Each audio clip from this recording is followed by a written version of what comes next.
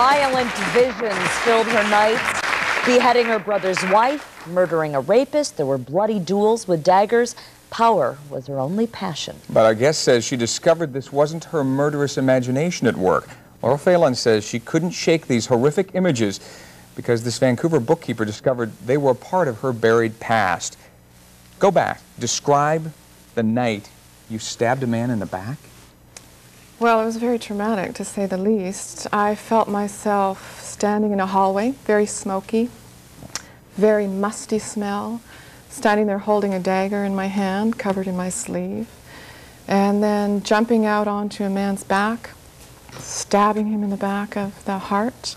He threw me off against the wall. I got winded. I'm catching my breath.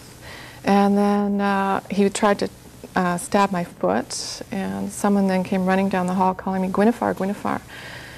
And it was very upsetting, very shocking for me. So you wake up. This happens to be a dream. Dream, yeah. You wake up, and what are you feeling after this nightmare, basically? Well, I woke up and my heart was going pound, pound, pound, pound. And what I remember is the first thing I did is I went and stood in front of the mirror and I thought, this isn't me. You know, I have focused my whole life on being so quiet and peaceful. And everyone in my life always used to comment on how quiet Laurel was. You know, no, Laurel never got angry. Laurel was always so calm and relaxed. And it really terrified me that I could have enjoyed this feeling, because it was a feeling of enjoying this. In your dreams? In the dream, I enjoyed killing someone. I felt not egotistical, but powerful. Did you wake up feeling? I woke up feeling sort of that way, and then of course, you know, as Laurel comes back, it disappeared, and the self-loathing came in, and how could I possibly enjoy killing someone? So at this time you decide to go to a hypnotherapist, and what do you begin to discover about yourself, about this other side of you, that it wasn't like the meek-mannered Laurel during the day? Well, I went to the hypnotherapist actually before to heal my insomnia, because I had been an insomniac my whole life. And she had, quite by accident, guided me into hypnosis, and I had stumbled into Ireland, into this body. She said to me, "Where are you?" fully expecting me to be a small Laurel in my childhood.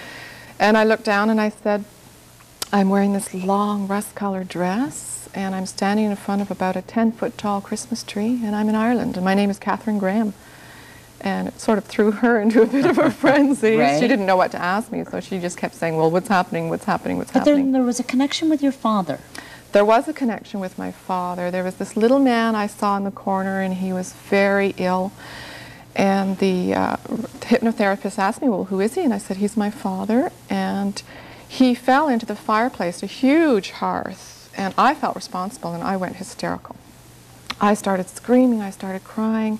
And she said to me, the hypnotherapist, "How does that relate to you now?" And I said, "This man is my father in my present life."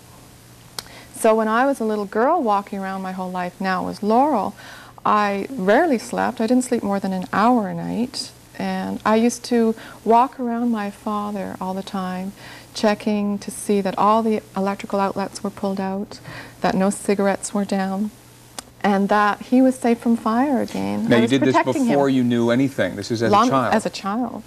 So I was protecting him again from burning to death, because he had burnt to death in the 1800s in Ireland, and I had felt responsible for that death because I, as Catherine Graham, put him in front of the fire in the chair, and he fell in and burnt to death. So basically now you are regressing whether you want to or not. This is happening to you. Right. But then you decide, I'm going to regress myself.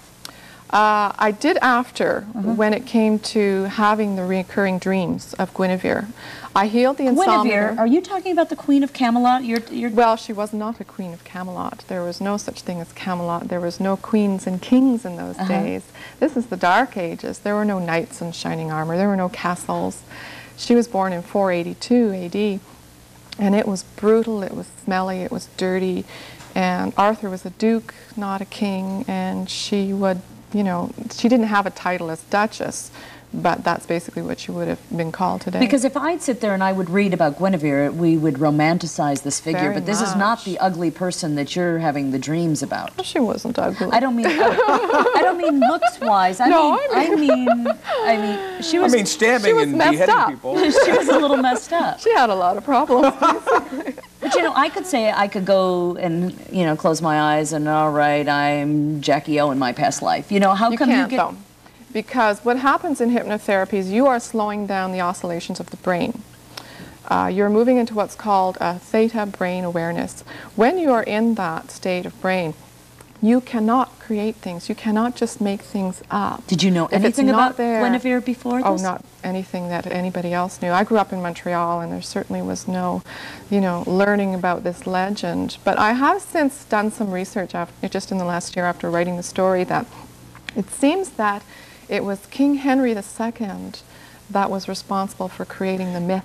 You know what I want to do? Legend. I know you're going to go back and do this for us here. I want to see that. I want to see how this regression works. We've got that coming up. Laurel tried to ignore her past lives. We're going to find out what happened when she did that. And up next, we're going to watch as Laurel takes on a Northwest woman, and she puts her on this journey into her very distant past. It's incredible. I was in the room during this regression. It is bizarre. Our next guest finds herself facing lions in a Roman arena, lions that are about to kill her wife. We'll be right back. My master